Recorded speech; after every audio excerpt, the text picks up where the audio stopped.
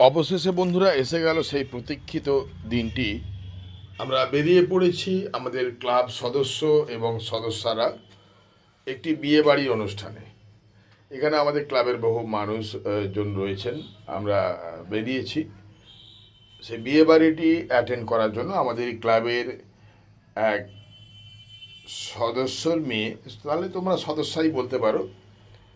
তো আমরা আস্তে আস্তে ট্রেনে করে যখন এলাম, সেখানে একটি ছোট্ট ভিডিও বানিয়েছিলাম। তারপর এসে গেছি আমরা বিয়েবাড়ির হলটির কাছে। তোমরা দেখতে পাচ্ছ মধুরিমা ও মনোজ এই বিয়েবাড়ির অনুষ্ঠানে।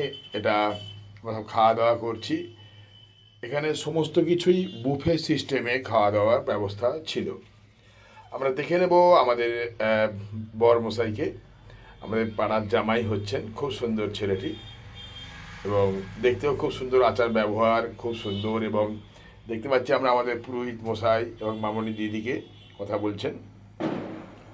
ভুবন পুজো দেওয়ার কাজে ব্যবস্থা রয়েছেন এখানে। বিয়ের ছাদনা তলার অনুষ্ঠানটা এখানেই হবে।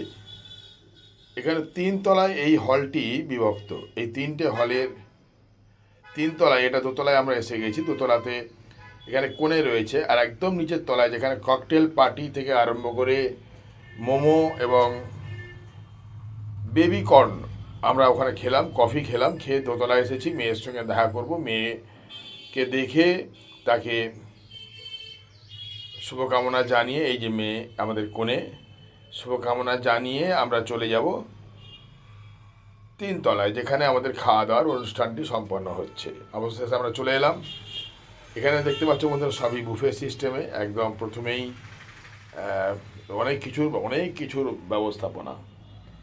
ওখানে ম্যাগি নুডলস থেকে আরম্ভ করে চানাচুর থেকে আরম্ভ করে কফি চা ইত্যাদি ইত্যাদি অনেক কিছুর আয়োজন।